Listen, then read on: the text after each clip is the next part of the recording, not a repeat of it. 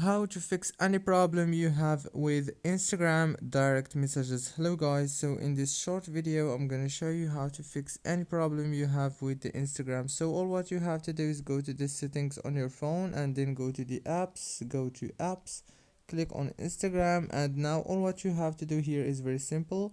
Just click on the storage, click on clear data right here, go back, now click on the data usage and make sure all those options are enabled like this. Go back again. Now the last step you have to do is just go to the power usage details and then click here on this force stop.